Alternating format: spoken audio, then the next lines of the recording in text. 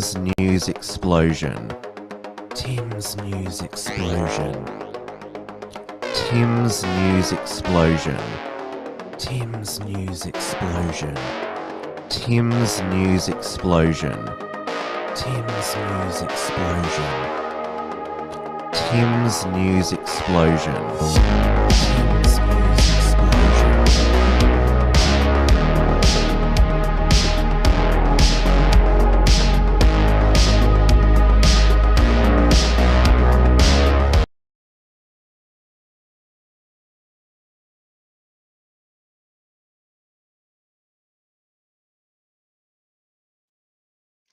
Hello, everyone, and welcome back to Tim's News Explosion on this Monday, the 21st of October, 2024. We are live on the Wilms Front YouTube channel, the Wilms Front Rumble channel, and the Wilms Front Odyssey channel. Hello to everyone in the live chat. I am using new streaming software tonight. Now, I used to use the StreamYard software, but they recently jacked up their prices to, well, increased it about 450%. And so I was like, no way I'm going to pay that. So I found one which is much cheaper, $25 less a month than StreamYard. So there'll be a bit of a rocky glitches today. In fact, I don't think my camera's properly centered here. Oh, there we go, there. So, but the show goes on. I will slowly get used to this. I see that in the chat, Frank O'Shea, is this Ron Nielsen under another account name?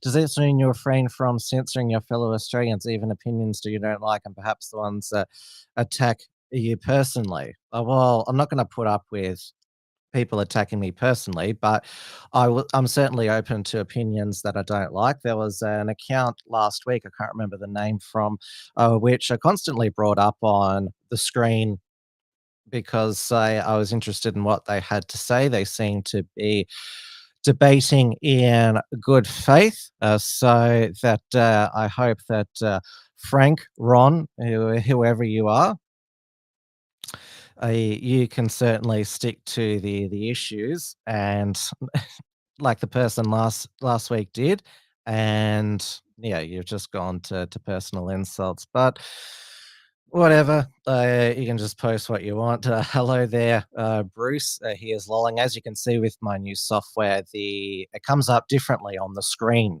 when I put comments on the screen there.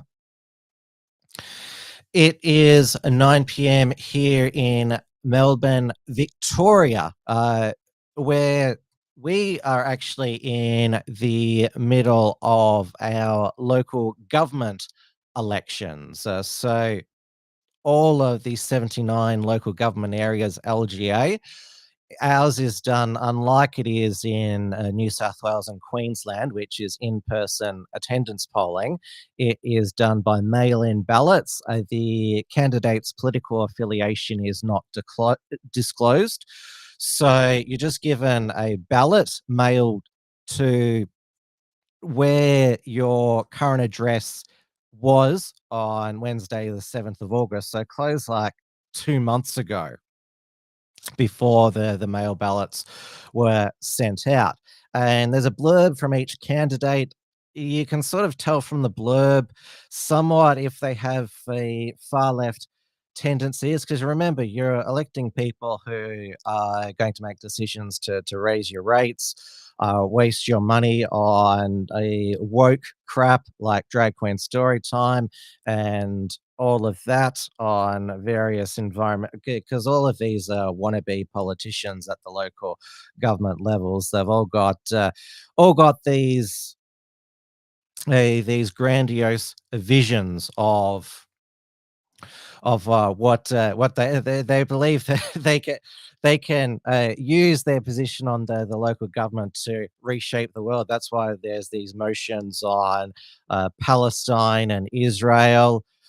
Bruce says, good job on Endeavour News the other day. I introduced Hector to your show ages ago. Well, thank you so much for that, Bruce. Yeah, they told me that they were longtime fans of the show. It was a pleasure to be on the Endeavour News live stream. It was an earlier start for me at 8 a.m. Australian Eastern Daylight Time because New Zealand is 2 hours ahead, but we had a ripper time. There were audio issues there. They use very basic streaming software there.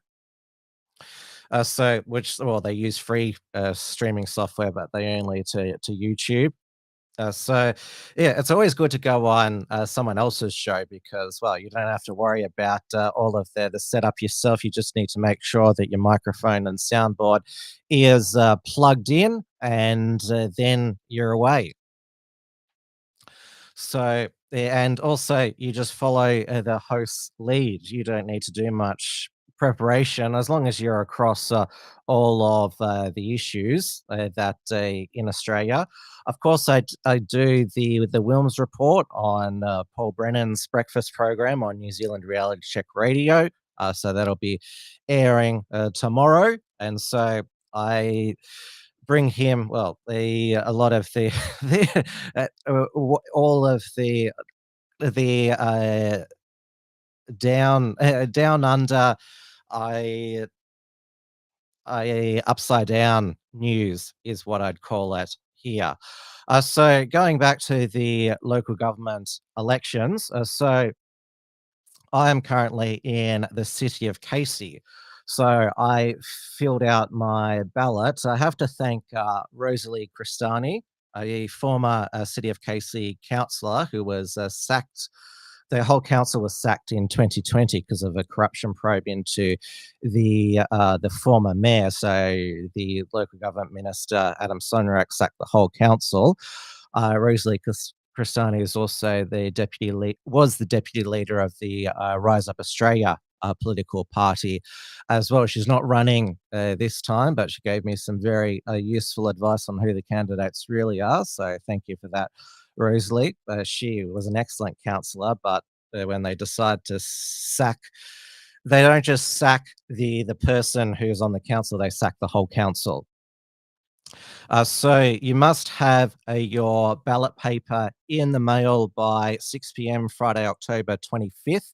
So the end of this week, or you can drop it off at a Victorian Electoral Commission election office. And so you must have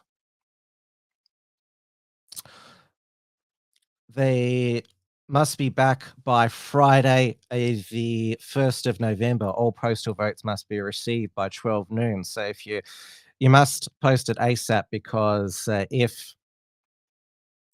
if it's not received by the next Friday, you're at the mercy of Australia Post. And then they take 2 weeks to count the votes. There's no progressive results like we're used to in state and territory elections. But they're all declared on Friday, the 15th of November. Of course, all the attention is at the City of Melbourne, who will be the Lord Mayor. So Nicholas Rees, the incumbent who took over from Sally Capp, that was a deliberate slip of the tongue. So he's running on a unity ticket with Rashida Campbell, who was a Liberal candidate for Aston in the 2023 by-election. So she was a blow-in candidate selected by a central committee of the Liberal Party. Then there is the actual Liberal candidate, Aaron Wood, and then the wild card is former Carlton premiership player Anthony Koutafidis, who's offering free coffee and safe zones in the city, all sorts of gimmicks there. And now, the other news that came out of Victoria this past week was, and I think most Victorians thought that this was some sort of sick joke, that Dan Andrews has been appointed the chair of Youth Mental Health Research Centre Origin. Its founder and executive director is former Australian of the Year, Patrick McGorry. Now, he spoke from the beginning about the damage that would be done to young people from the COVID lockdown. So from March, April 2020. So it gobsmacked so many people that he, of all people, would choose to appoint Daniel Andrews of all people. Now, this is where there's a bit of a delay here because I'm going to upload what Professor Patrick McGorry said back in 2021 when we were in lockdown number 6 and New South Wales was in its extended lockdown. And of course, we don't see the figures announced at press conferences every day, but the rising tide of people who need professional help because of their mental health has actually deteriorated, but they can't get access to care. That's the concern. We have data now from New South Wales and Victoria showing that there's a surge on. We've even seen reported in the Australian yesterday and today an increase in actual completed suicide in young women, a very significant one since last year. And that's just the tip of a surge of young people in particular finding their way into emergency departments and being turned away on a daily basis with very serious mental health conditions. And if that was happening with a virus or with any other medical condition, there would be much more community concern or political concern about it. Now, politicians have taken some positive steps on mental health, both at state and federal level, but it hasn't been executed. It's stagnant.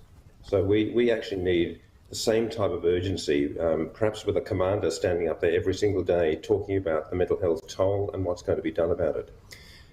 Obviously, we have to accept these lockdowns until the population is vaccinated to a certain level, but there has to be a strategy to look after the people in the meantime. Now, I heard Professor Patrick McGorry on 3AW this morning with Tom Elliott, and he said that, the mental health impact from COVID and the lockdowns, it was no more significant in Victoria than elsewhere in the nation. So if you look at the statistics, Victoria wasn't a special case.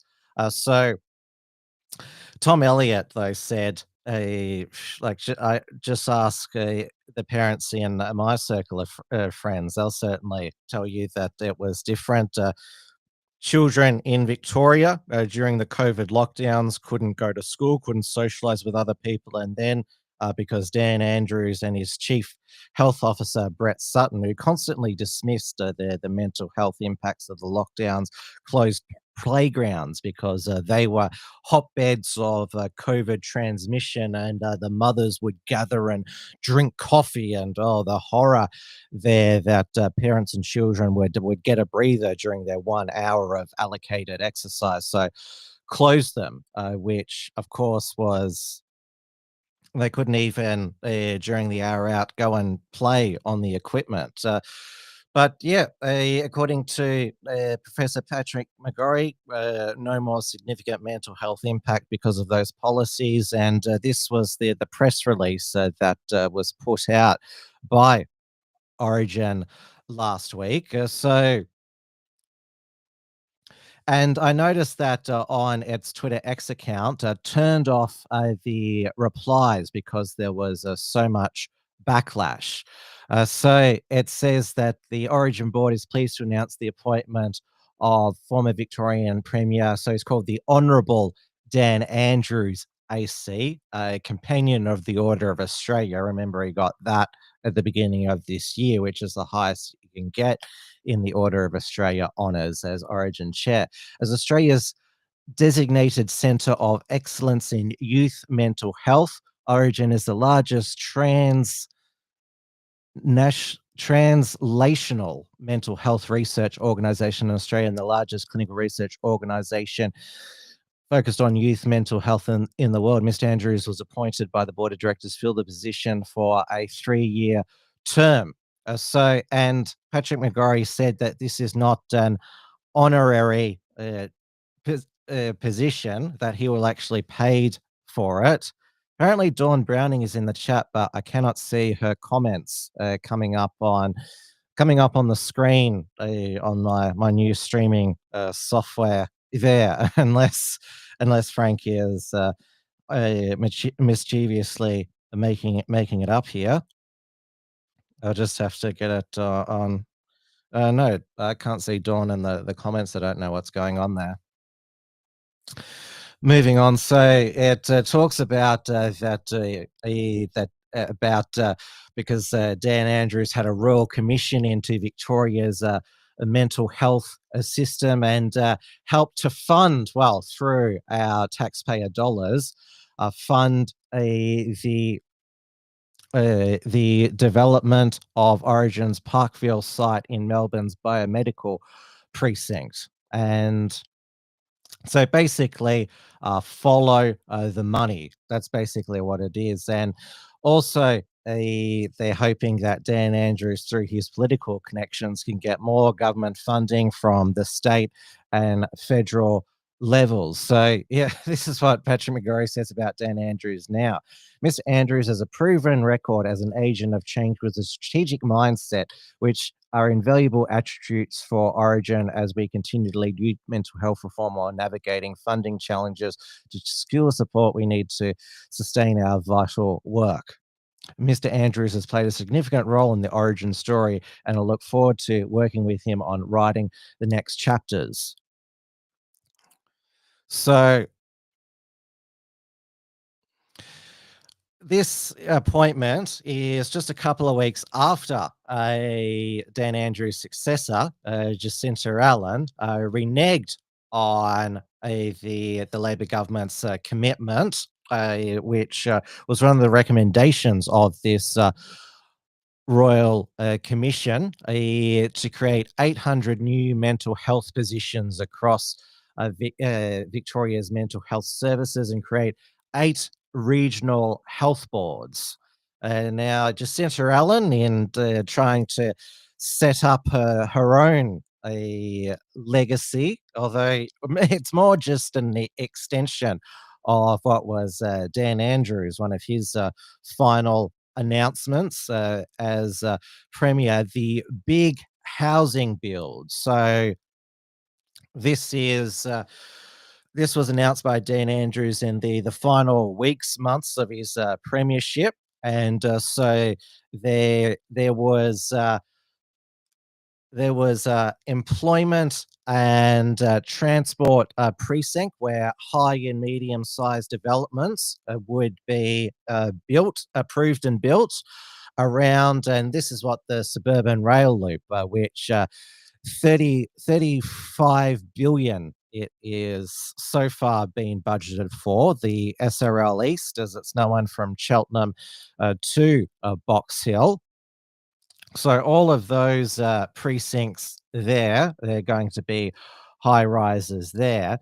And so announced on Sunday, Jacinta Allen, there would be 25 new activity centres near train stations or tram stops. And so they are dotted in purple. And so because the idea is that we don't want to, and this is what Dan Andrews highlighted, that he and his government no longer wanted to have urban sprawl in new housing estates, but wanted to build up existing suburbs near public transport, or they say near to jobs, connecting people. That's the buzzword. So that people can hop on a train, tram to get to work, and they won't need a car. 15-minute cities. You won't drive, and you'll be happy. And so this was followed by a press release yesterday by Jacinta Allen, and I've got this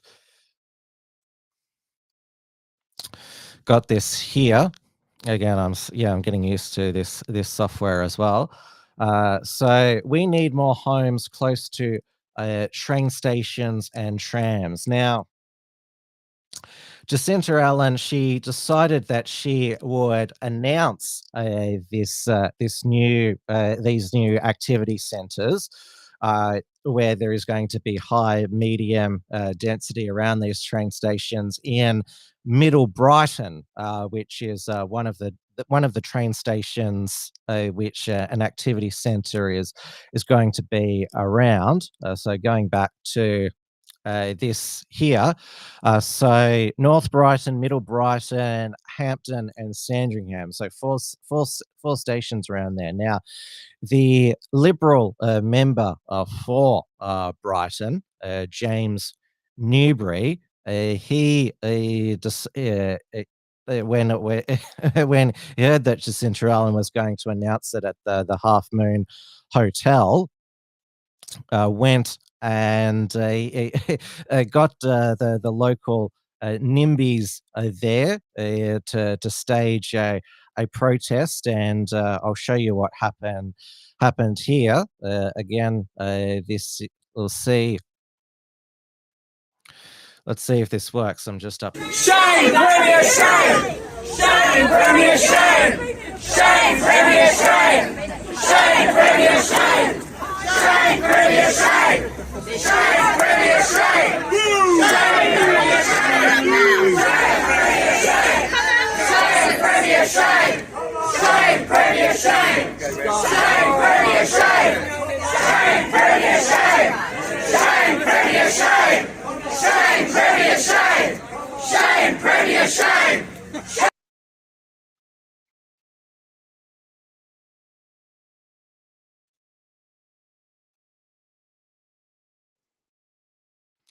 Yeah, I'm back here again. Yes, there are teething problems with the software, but everything is running smoothly now. Dawn Browning is in the chat. Great to see you. There was a few false starts about whether you were here or not, but great to see you again. Now, the reason why there needs to be all of these homes built is because of all the mass migrants that are being brought in by the Albanese government. It's certainly not because there is a baby boom in Australia. In fact, the latest from the Australian Bureau of Statistics is our birth rate is catastrophic.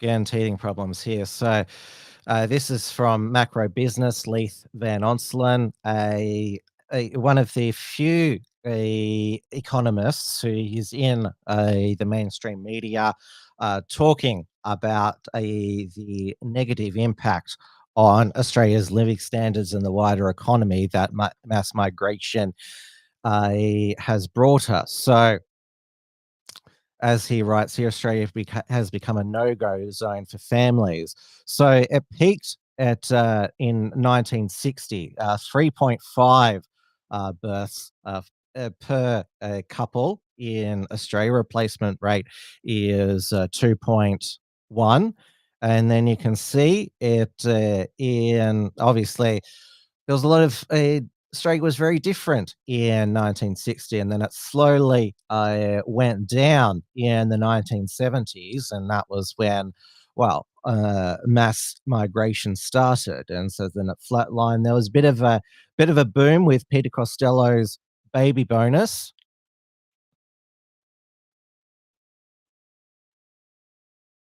What's happened there? Something happened there. Again, another teething problem here. I heard myself for a moment. So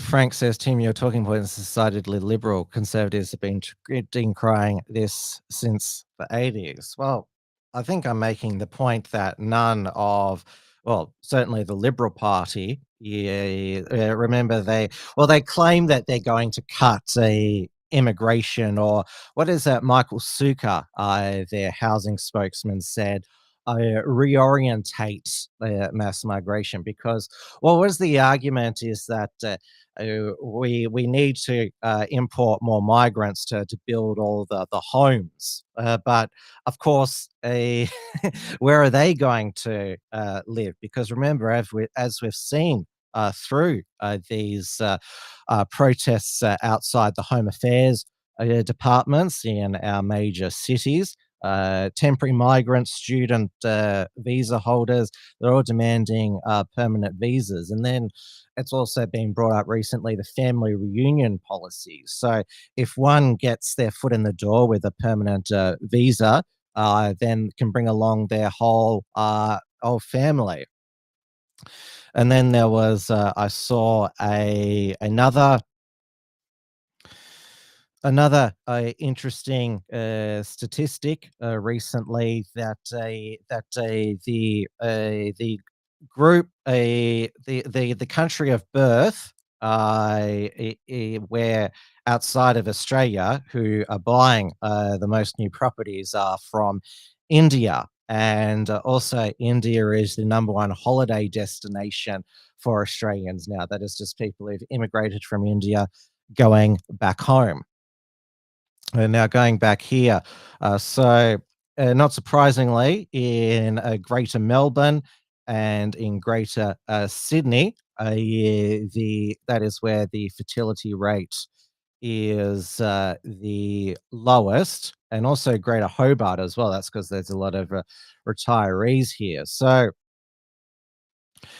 and of course, housing affordability is one of the drivers about why couples, well, some they choose to only have 1 or 2 children, where they might have had 2, 3, or more. And you can see immigration as a percentage of population growth. It now accounts for 90% of our population growth. Our governments are replacing us, and this is what Andrew Bolt said on his program last week. But certainly, I don't think Andrew Bolt is all of a sudden the voice is going to start spouting the talking points of, say, Joel Davis, for example, because Andrew Bolt is pretty. I know that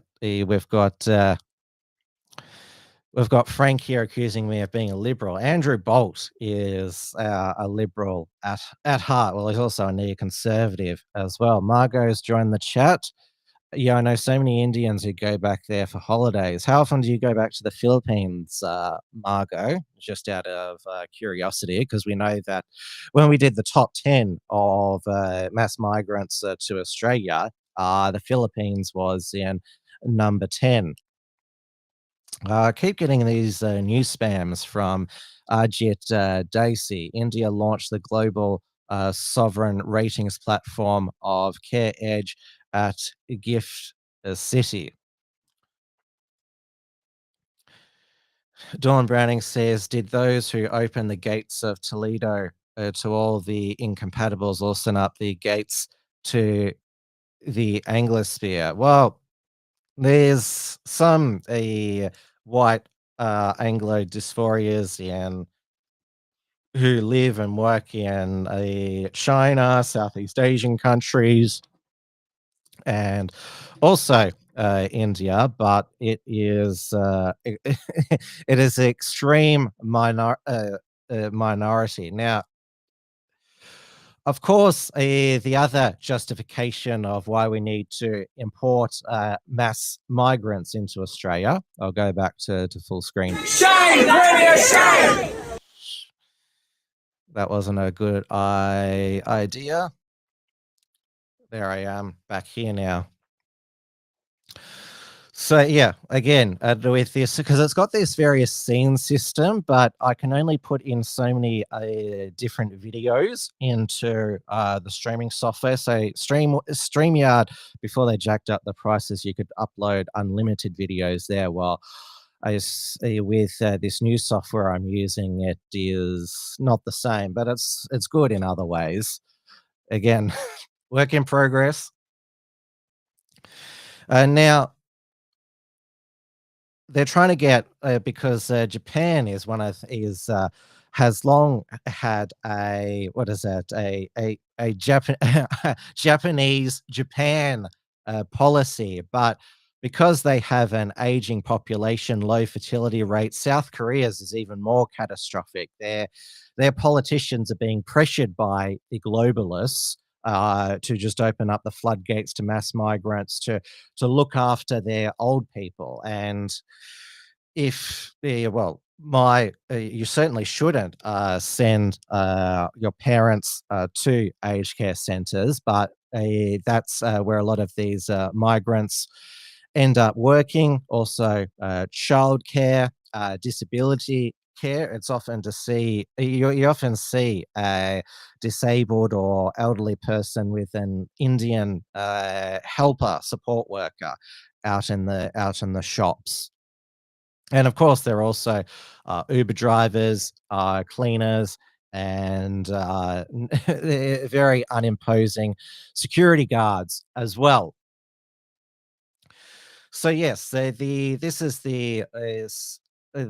for our politicians as a short-term fix, both for their coffers and a short-term economic buzz. Well, it's what's keeping Australia in out of a technical recession. We're in a per capita recession, but mass migration, it always helps to cover up for politicians mismanagement in the first place, because they pull all the levers. But it is certainly, the Ponzi scheme is on the verge of collapse.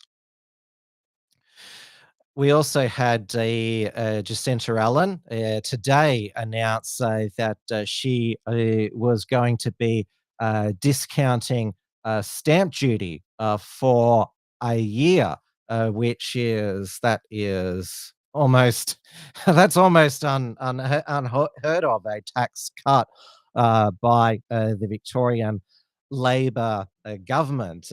I saw that the Treasurer, Tim Pallas, Uncle Fester, normally he can't get enough of lots of tax of tax increases, but I noticed that he's lost a lot of weight, and so I guess maybe he's reduced his the size of himself.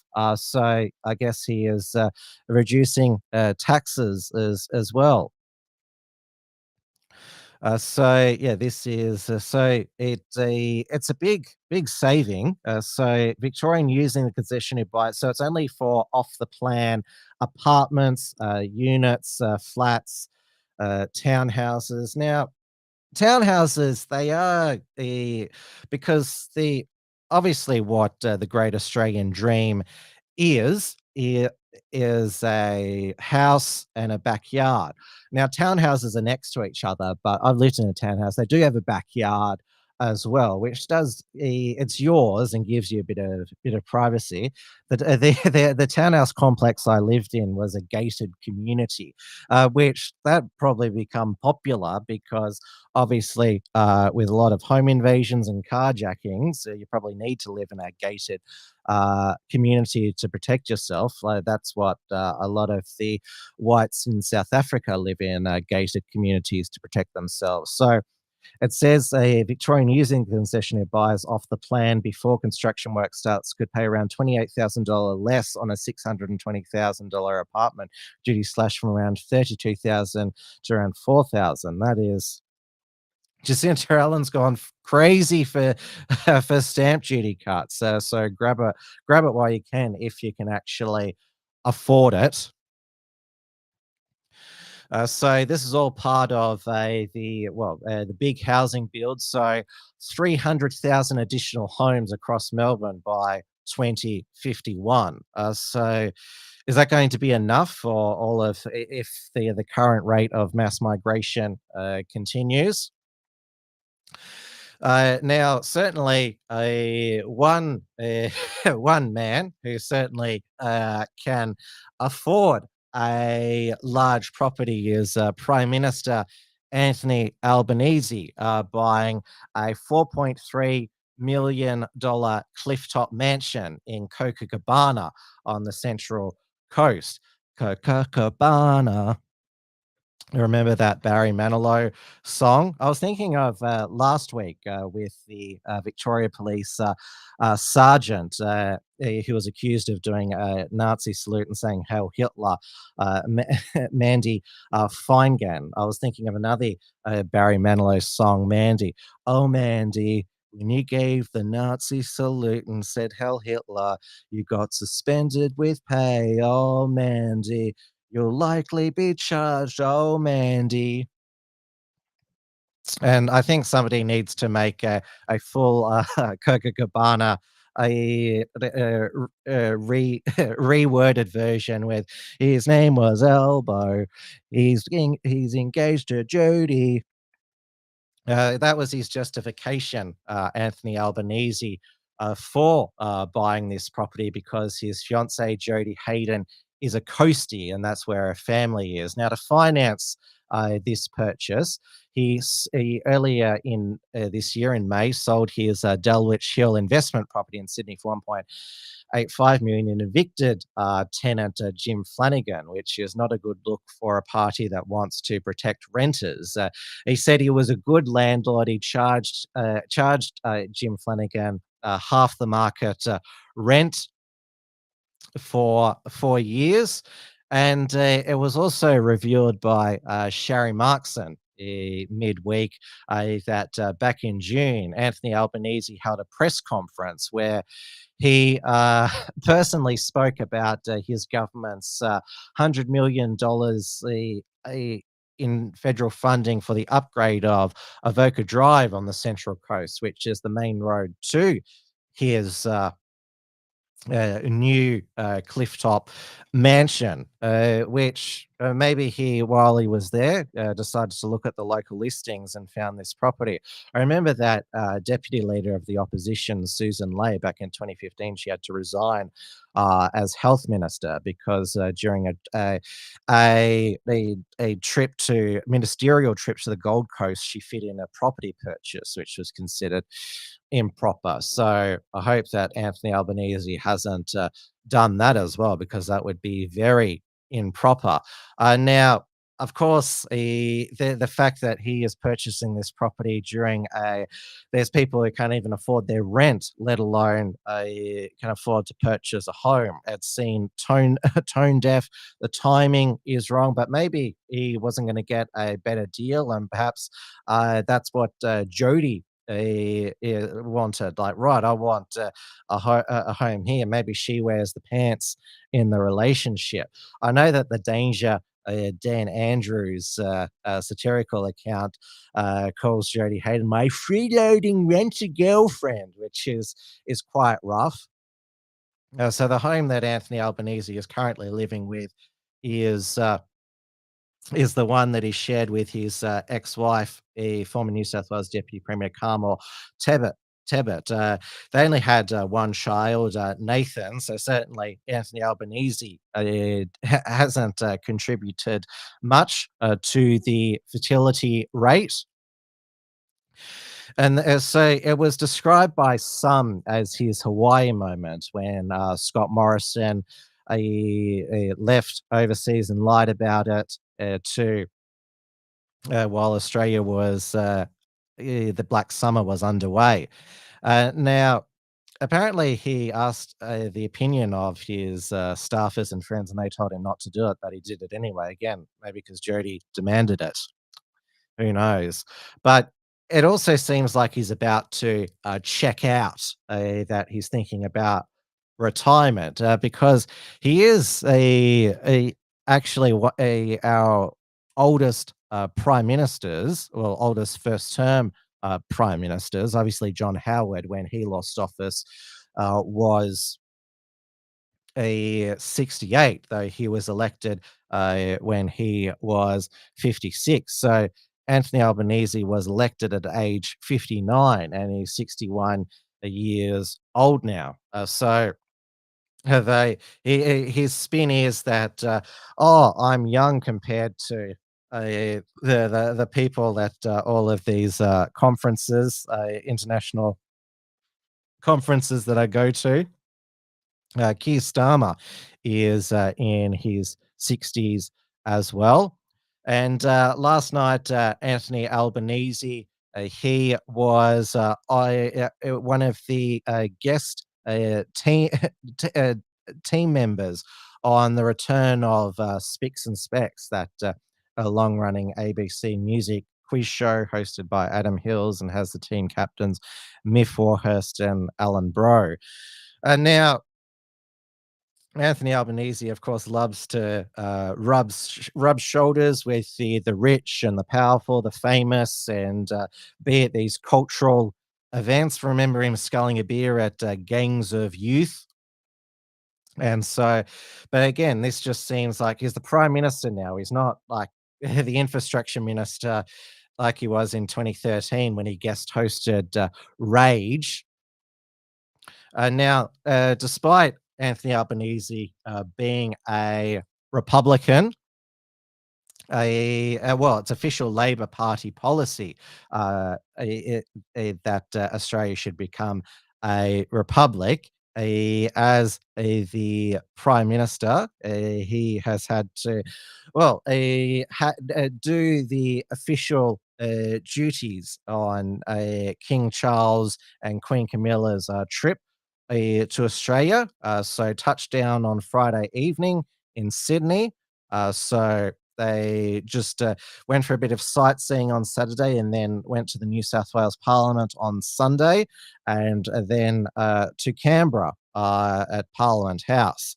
And of course, idiot Lydia Thorpe decided that she would make a scene, and unfortunately, that is what the mainstream media and the international media has led with. Obviously, Lydia Thorpe has engaged in these sorts of public disruptions before. Her last one in Canberra, when she was tackled by Australian Federal Police officers when she tried to interrupt Kelly J. Keen's Let Women Speak. When she approached Parliament House today, Lydia Thorpe was told to take off a top that said, I think it said the colony will fall. It was something like that. But because she is a member of Parliament, a senator, she was entitled to be in the Great Hall during official proceedings, and decided that she would run up and do her Black Sovereign Movement spray to the King and the Queen.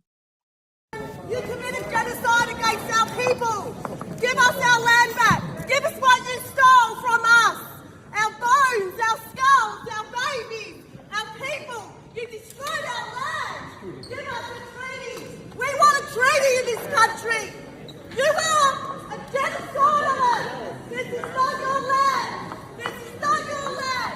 You are not my kids. You are not our kids.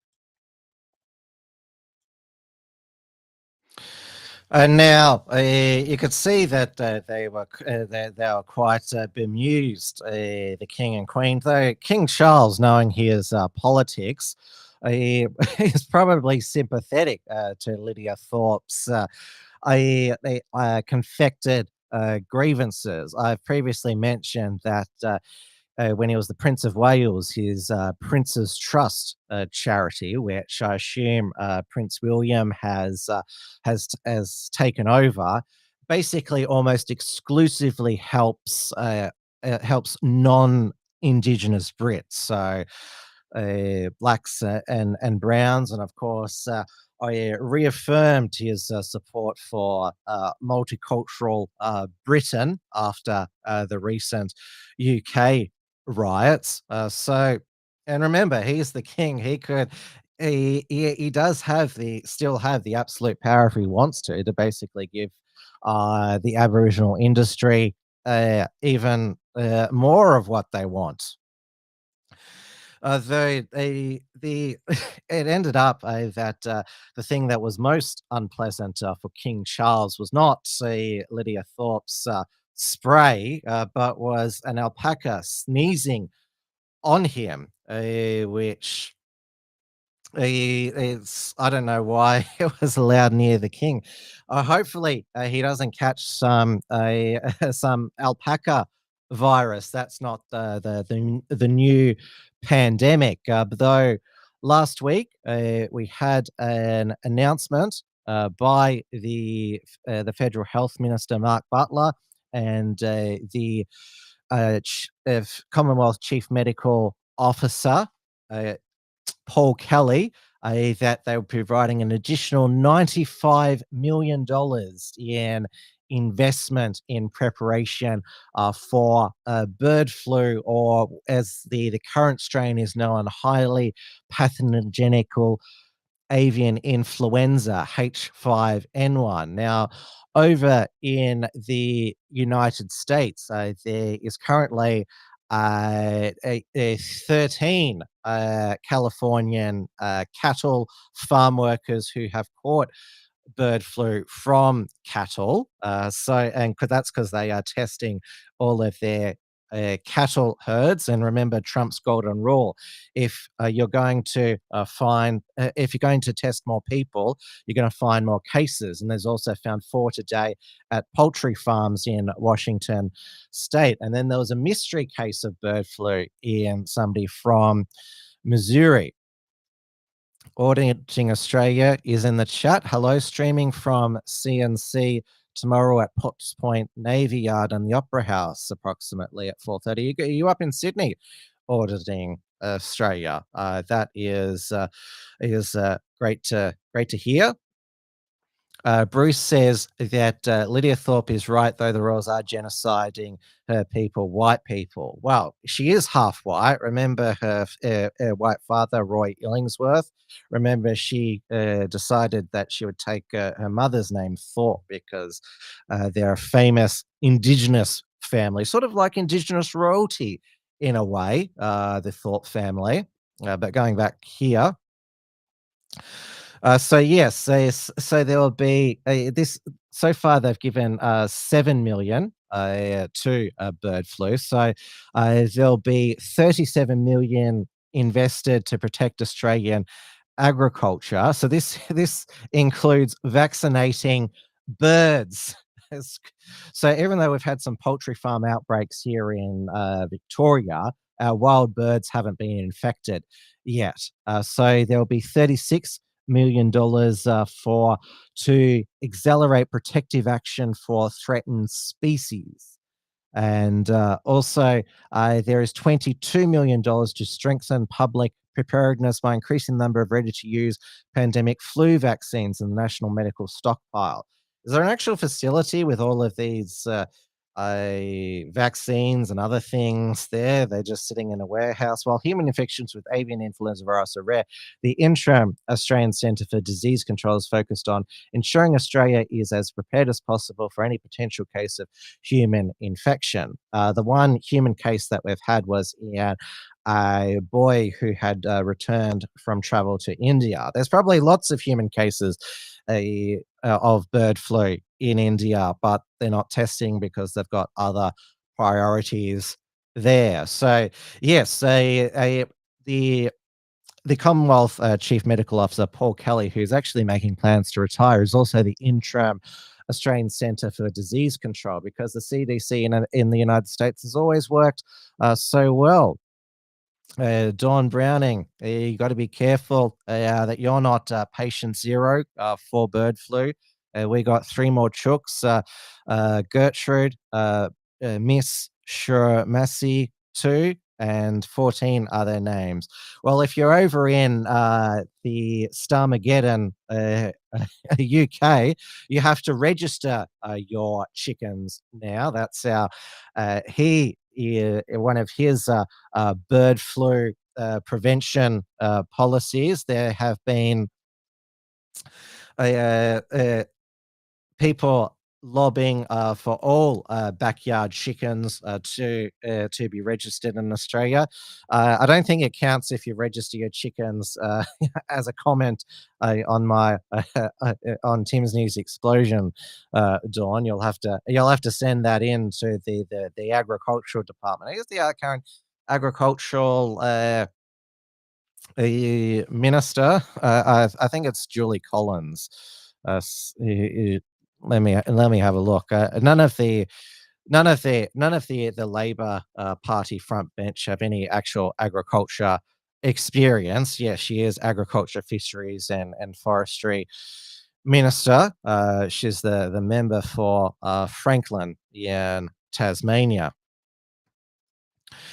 Yes, there is still the 2 limit on eggs at some of the supermarkets, because of the poultry bird flu outbreak there. It hasn't affected the roast chickens or KFC. They don't want bird flu to want to be the secret herbs and spices.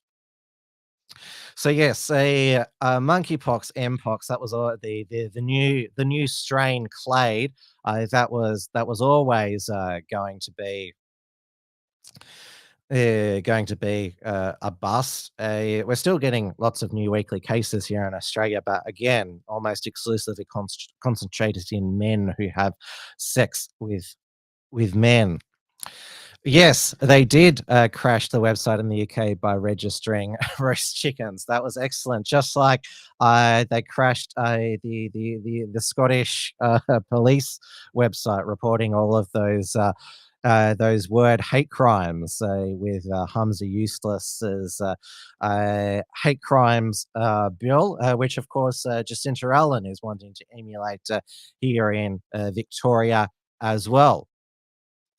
Now, we are in the middle of election season here in Australia. And then, of course, we are going to turn all our attention to the United States presidential election on November the 5th, which we will get our results on Wednesday, November 6th. I will be conducting an Unshackled election results live stream for that. I also will be for the Queensland state election, which is this Saturday, the 26th of October. They're an hour behind at the moment.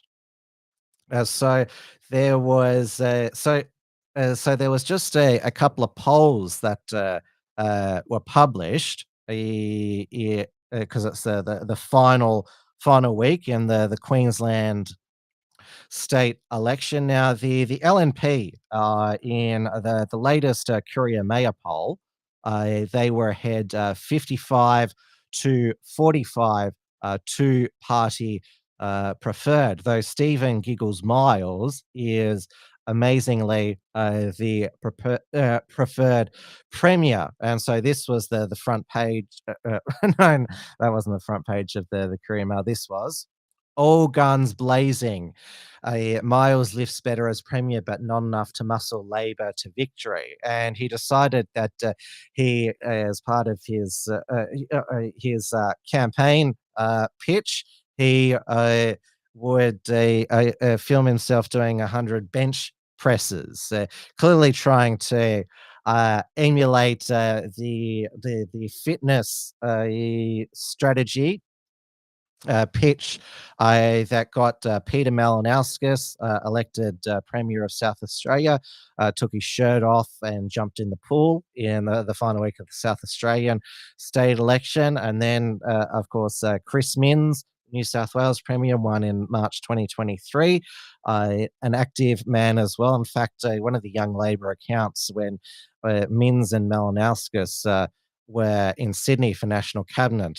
They went for a morning run outside the Opera House, and it had Bay watch. And of course, this strategy is all they've all got inspiration from Justin Trudeau, who of course got the female voters crazy by taking his shirt off to go in the boxing ring.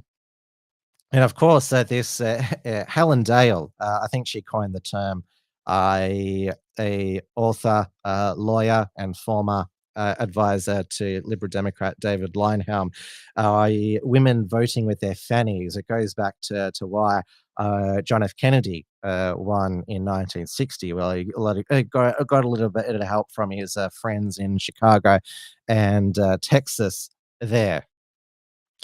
Now, the latest polls for the Queensland state election, which the consensus is that the Liberal National Party under David Crisafulli, a small target strategy, is going to win, but there could be given that he has, despite him being the opposition leader, he's supposed to go and attack on the government, has been on the defense. So the Resolve Queensland poll, it is entitled "Labor Back from the Brink" as Miles narrows LNP lead in the polls.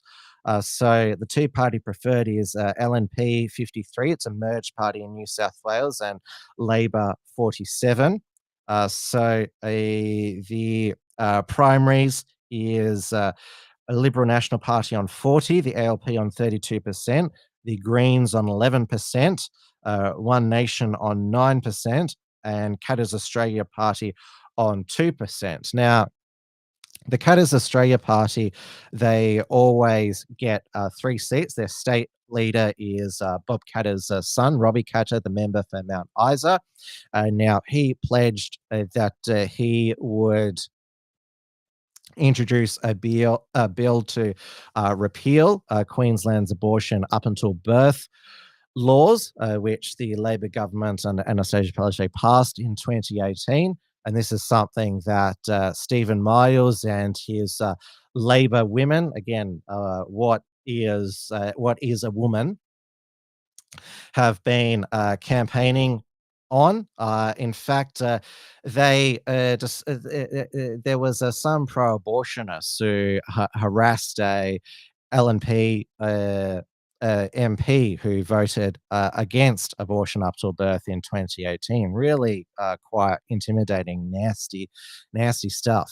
So but it appears to be working because, well, we've seen over in the United States how Trump has moderated his views on abortion because the abortionists have run every statewide ballot since the overturning of Roe versus Wade. And this is why all governments that have introduced abortion up until birth haven't been punished in the polls here in Australia. Unfortunately, the private members bill in South Australia to allow, introduced by Liberal MLC Ben Hood, to allow babies to be born alive after 28 weeks was defeated 10-9. The University of Adelaide professor Joanna Howe, who is a pro-lifer, a legal academic, she put in a mighty campaign effort there, and she is certainly not deterred, especially by losing by just one vote. Now, although that bill failed in South Australia, the law that was rammed through the New South Wales Parliament in the past week was Alex Greenwich's equality bill, which passed a gender self-ID in the state. So what a person who wants to change their gender on their birth certificate to the opposite sex or non-binary, whatever.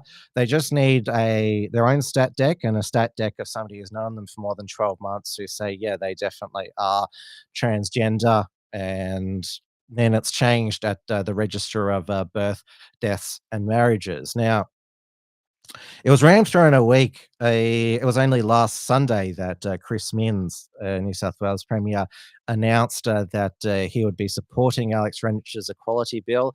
Now, the New South Wales Liberal Party, they decided to have a party position to vote against it, though North Shore Liberal MP Felicity Wilson crossed the floor to vote for it. It's funny, these women voting to basically erase themselves. She's in her electorate of North Shore takes in the current Teal seats of Warringah and North Sydney. Now, the Teals holds a Warringah, North Sydney, Mackellar in the upper northern beaches, and of course Wentworth there in the inner east, all held by women who all supported this gender self-ID bill. So, well, one of their platforms was running in 2022 was it was a climate change, integrity, and gender equality. So I guess it's just gender equality for the infinite amount of genders. So now, I think that the Minns government, they wanted to wedge the Liberal Party in the week leading up to the Super Saturday of by-elections, which was for the seats of Epping, which was vacated by retiring former New South Wales Premier Dominic Perrottet. So that was easily won by the Liberals' Monica Tutehope, who is the daughter of the Liberal Shadow Treasurer Damien Tutehope. Then there was Hornsby, vacated by the former Deputy Liberal leader and State Treasurer Matt Keane, who's now the Albanese government's Climate Council chair. So that was easily retained by James Wallace of the Liberal Party, who's been called a clone of Matt Green Keane. And now the Labor Party, they did not contest any of the by-elections. The Greens finished second in both Epping and Hornsby, but they did not compete in Pittwater. Now that seat was vacated by Rory Ammon, who was elected in March 2023 and resigned after he was charged with raping a 12-year-old boy. And that was won by the TL independent Jackie Screwbury, beating the Liberal candidate Georgia Rubin, who was the deputy mayor of the Northern Beaches, but could not seek re-election because of the Liberal Party local council nomination stuff-up, which let the state party be into administration. So, again, in the week that the Liberals, the gender self-ID passed the Parliament, the voters on the middle North Beaches decided to vote for a woman who wants to abolish what a woman is, basically. I saw that Kelly Sloan, who is the Liberal member for Vaucluse, which takes in Wentworth, which is held by Teal independent Allegra Spender, she was paired, so didn't vote yes or no. Now, we've had self-ID here in Victoria since 2018, and I remember there was only 2 Liberal MLCs at the time who voted no. So this is how, like, it shows you the absolute state of the Victorian Liberal Party. Only Bernie Finn and Bev MacArthur voted against. And of course, Bernie Finn was expelled from the Parliamentary Liberal Party in 2022.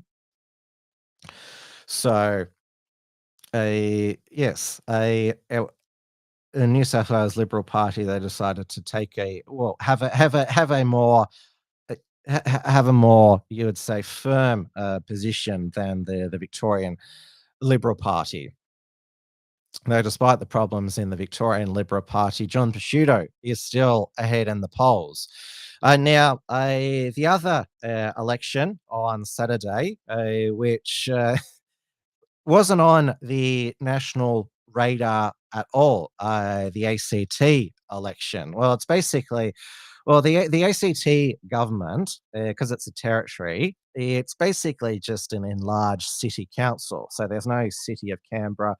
So the territory government, so it uses the Hare-Clark proportional representation system. So it's sort of a bit like the Senate, but there's no group voting tickets. You vote for the individual candidates. Tasmania has the same. So 5 electorates of 5 members each. There wasn't even a poll for the ACT election. The incumbent Labor Chief Minister, Andrew Barr, is the only remaining COVID era leader. He's been Chief Minister for 10 years.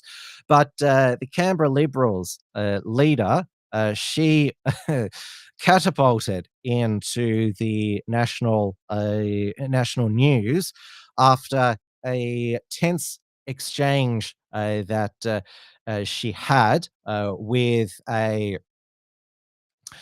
Canberra Times journalist, Ian Bushnell, went viral all over Australia and probably went international as well.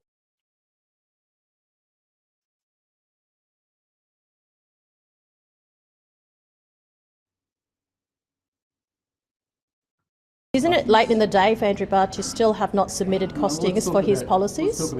No, you can't throw things at the opposition and expect to have no comeback when the fact is that this is a treasurer who's been in charge of the ACT Treasury, who I'm saying... Are you finished? I just want you to answer the question. Are you finished? I am. Answer the question. Are you finished or not? I will answer the question in my own way, Ian. You don't get to dictate how I answer the question. Okay. Thanks.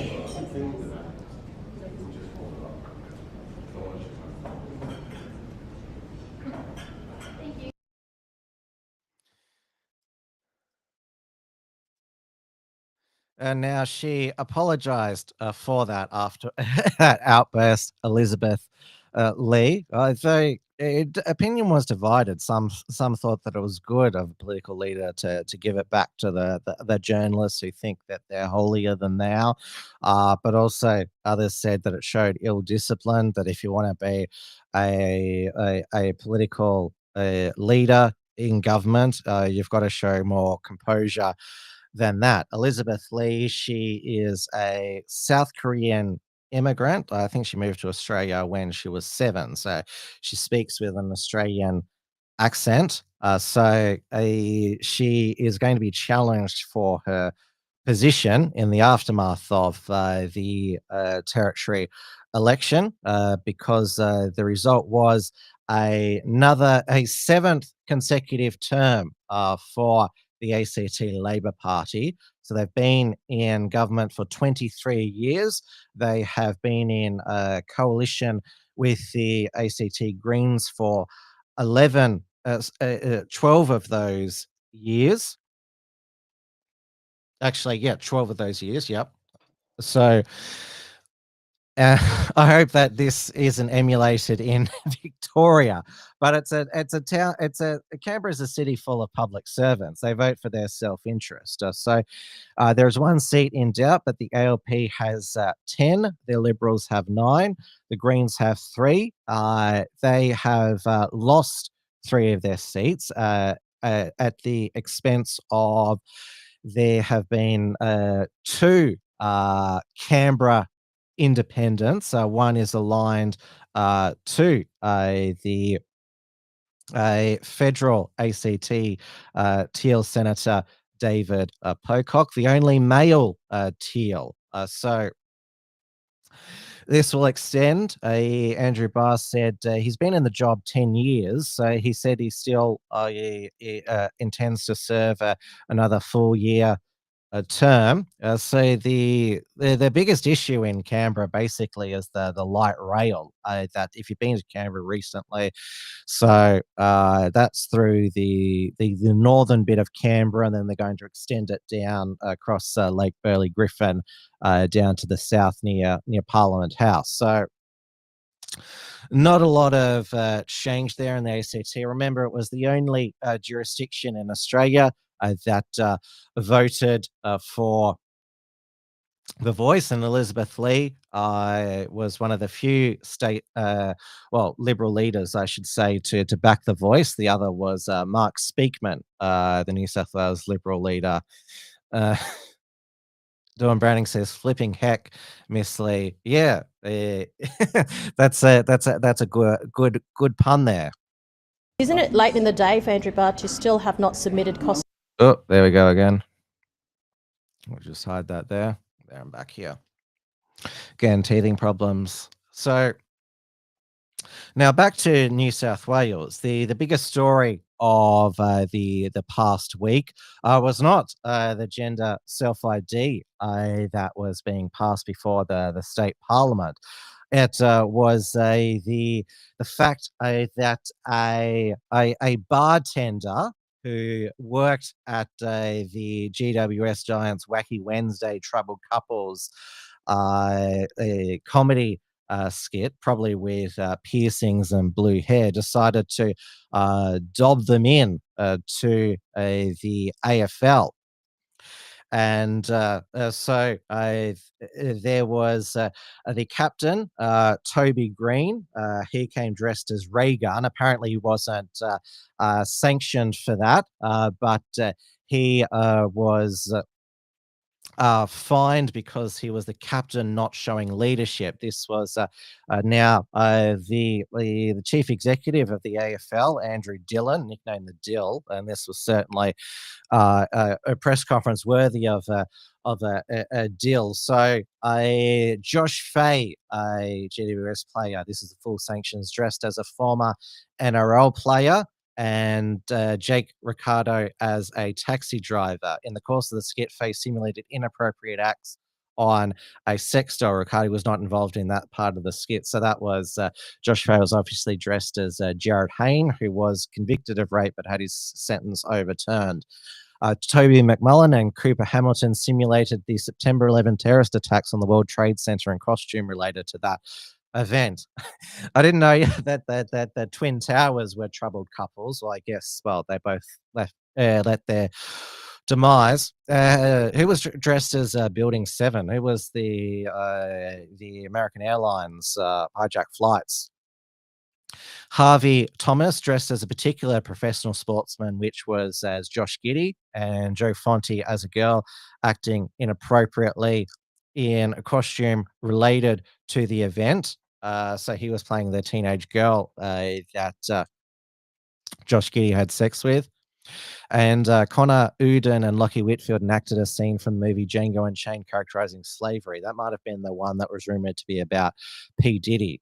So the findings of the AFL integrity unit, Josh Fay got 4 matches. Jake Riccardi, Cooper Hamilton, Todd McMullen, Harvey Thomas, and Joel Fonte have been suspended 2 matches. Players Connor Iden and Lockie Whitfield made $5,000 each for the skit. Club leaders Tom Green, Sam Taylor, Toby Green, Harry Perryman, and Lockie Keefe have been $5,000 each. And most of the reaction I've seen is that we can't believe that the woke AFL is now policing conduct which is not illegal but just offends some people. Some would argue that they were bad taste skits. I have a very black sense of humor, so I thought they were all hilarious, and I certainly want to see the CCTV footage. Sounded like an absolute hoot. I want more players like that rather than Captain Wokes like Darcy Moore. Now, remember Darcy Moore's girlfriend, who is that Triple J hosts that relationship podcast. D. Salman. She decided to on her Instagram repost a Instagram critique that she got when she said that they don't live together and sleep in separate bedrooms because they want to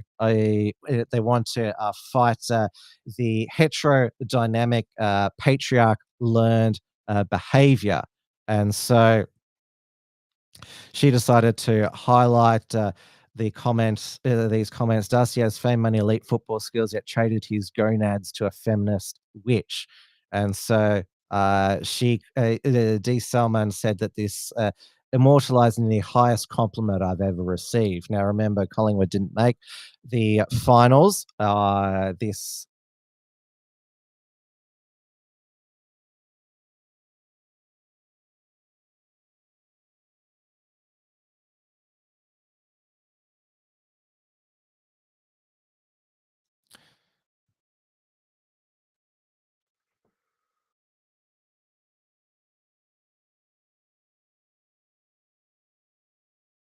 the sheriff. Is for his policies. No, you can't throw things at the opposition and expect to.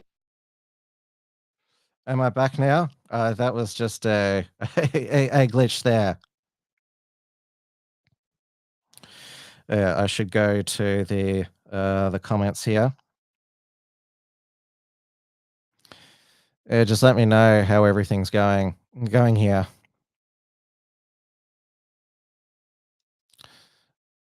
Have I died? I've died.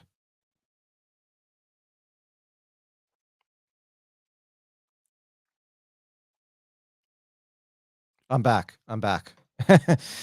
Yes. So I don't know how this software reacts when there's a glitch here.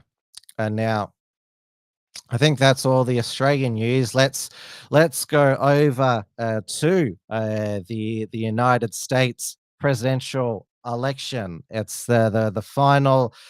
Just over 2 weeks to go, and a former president and future president, Donald Trump, 45th and 47th president, he has just done his best campaign stop ever, being a fry cook at a McDonald's. Which, of course, is Donald Trump's favorite food. And his relationship with McDonald's goes way back 20 years ago when he appeared in an ad to promote the McDonald's dollar menu, which is another thing that Biden inflation took from Americans. I don't know how you do it. I put together some really impressive deals. But this thing you've pulled off, it's amazing. A big and tasty for just $1? How do you do it? What's your secret?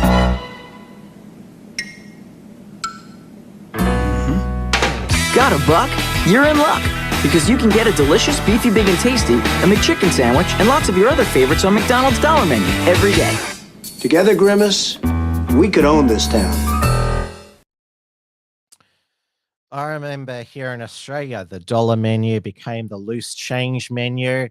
And now most products at McDonald's are not less than $5. So that is how bad inflation has been. So Donald Trump should pledge to bring back the McDonald's dollar menu. Now, the reason that he's decided to do a shift at McDonald's is not only because it's his favorite food, but also because he wanted to make a point that he's worked more at McDonald's than Kamala Harris, who said that she, when she was younger, worked at McDonald's. And now, of course, the actual restaurant was shut for Trump's shift, because they weren't just going to let random people just go through the McDonald's drive-through and purchase items, because, well, there could have been somebody going through the drive-through wanted to commit a drive-by and try to assassinate Donald Trump again. So they're all obviously vetted, went through the what's it called again? The wandometer. Something like that. Now, this was one of the customers that Trump gave some fries to. I could do this all day. I wouldn't mind this job. I like this job. I think I might come back and do it again. Thank you. Look at that. Mr. Look at that. How are you? Thank you, Mr. President. Nice to see you. You made it possible for ordinary people like us to meet you. You're not ordinary. I mean, thank you so much You for are not everything you're ordinary. doing. I can see. We pray for you, and you are the type of person we want to be the president. Thank you very much. Thank you so much. So nice. Thank you very much. Yeah, I took a bullet. That's right. Thank you, Mr. President. When you think about it, I guess that's right. Thank you. Thank you very much. I wonder if Donald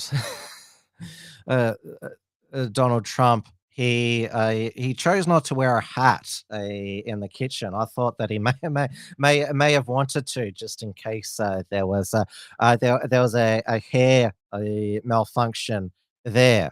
Dawn Browning says Trump is entertaining for sure. Well,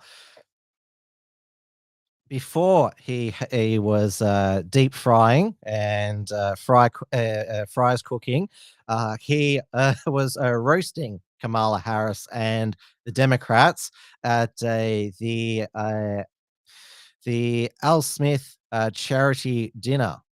I think that's what that's. Hang on, let me get this right. Yeah, Al Smith. I made sure I got that right. It's a charity dinner. And of course, Trump is naturally funny. But he had these jokes written down, and he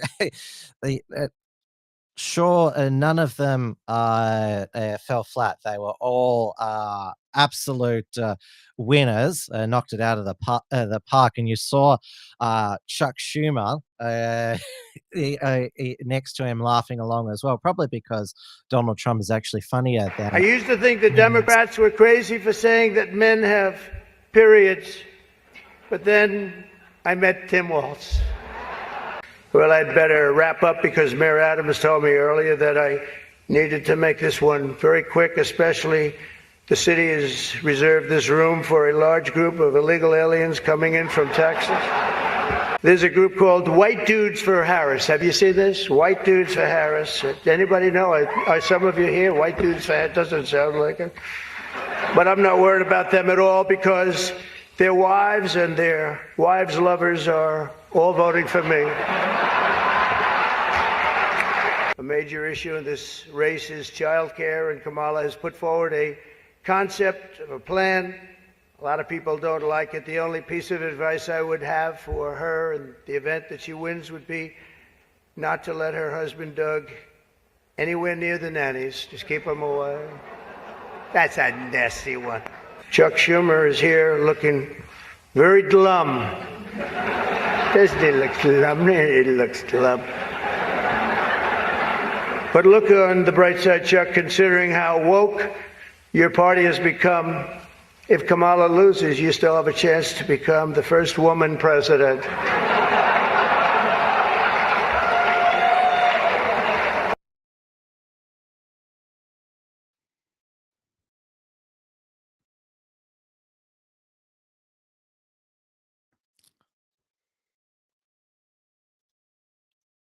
I was going to say about Chuck Schumer. He probably finds Trump funnier than his niece, comedian Amy Schumer. I think actually Chuck Schumer is the funniest member of the Schumer family. Remember when he was talking about the trial of Trump for the insurrection. The Senate will have to decide whether Donald John Trump incited an insurrection. And he's like, yeah, so that was one of the greatest political gaffes before, of course, Keir Starmer's return, the return of the sausages.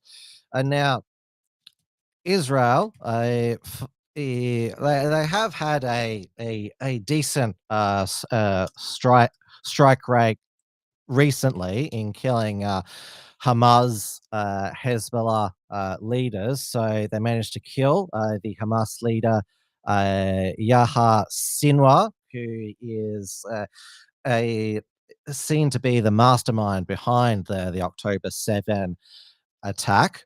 So they took out the Hezbollah leader not too long ago, but they are still bombing buildings with lots of civilians in it. Even they've just bombed a UN peacekeeping building. But the flow of arms aids is still going to go to Israel. I saw that Chris Smith on his ADH TV show interviewed an Australian living and working in Israel who said despite Hezbollah rockets flying over every day being shot down by the Iron Dome, she wouldn't come back to Australia because Australia is no longer a multicultural paradise, and because she's an academic, couldn't get a job at a university and will likely be harassed by the pro Palestine protesters. So what she's saying is that she feels comfortable in an ethno-state with her own kind, and that she's discovered that multiculturalism has actually failed. Now, there has been a lot of speculation about will the war in the Middle East, because it's not just the war in Gaza, it's now in southern Lebanon now, whether it will end when Trump is elected, like the Russia-Ukraine war will. Trump says, I'll do a deal within 24 hours.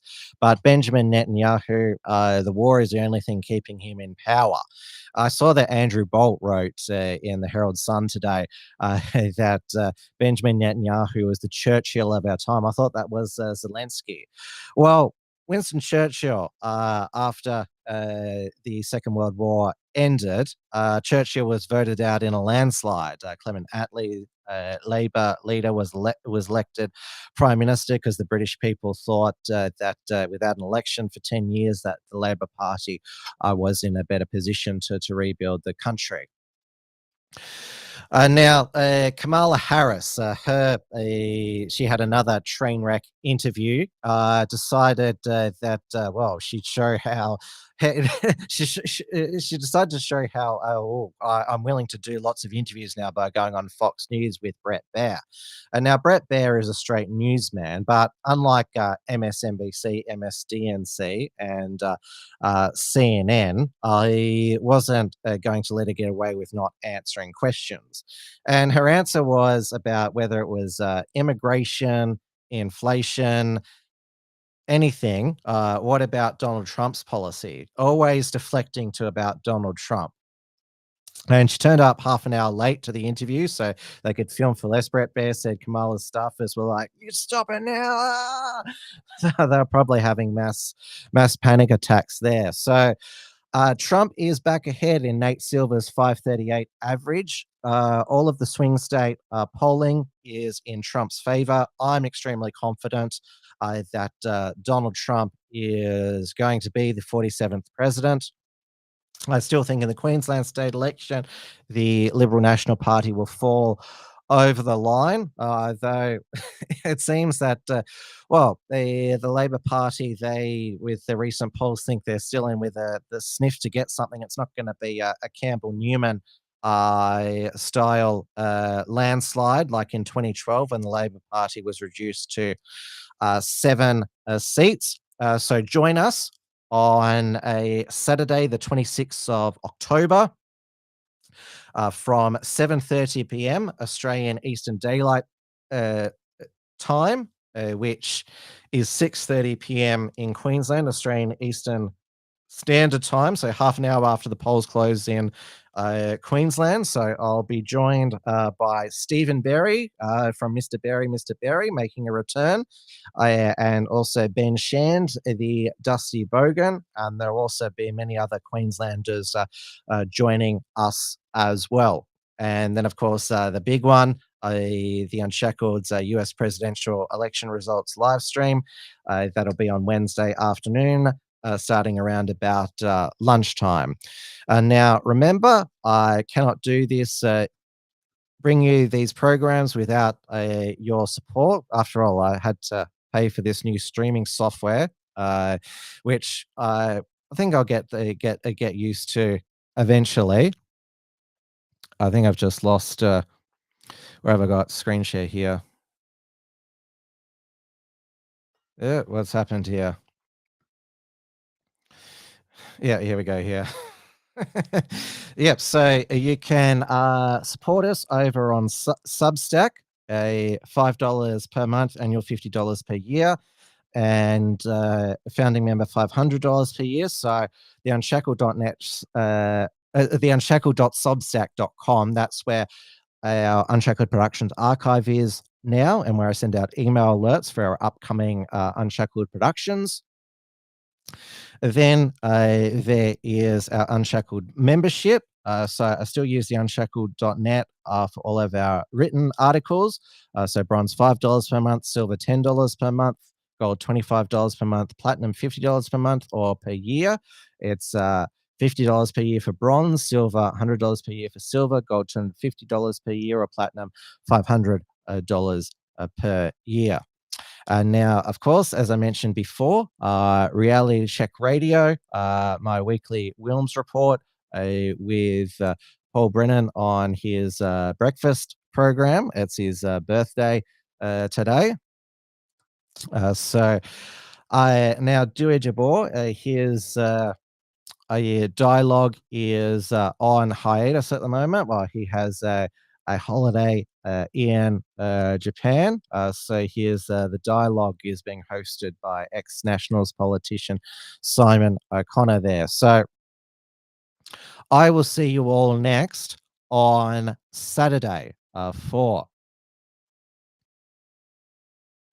There I am back here for our Queensland election live stream. Hopefully I've got much more the hang of this new streaming software. But thank you for all bearing with me. Thank you for all your support. I will see you all on Saturday. There'll be new reports from Tiger Mount with Richard Walsh. Also, later in the week, though he is flat out at the moment, organising the 2024 Melbourne Underground Film Festival. So it'll be I'll actually go to bring the Facebook page of the Melbourne Underground Film Festival because he's got as I mentioned to you last week, Richard Wollstonecroft, he is able to secure a venue now. He took my advice and put out a call out on Sam Newman's You Cannot Be Serious podcast. And so it is going to be at the Black Sheep in Hawthorne.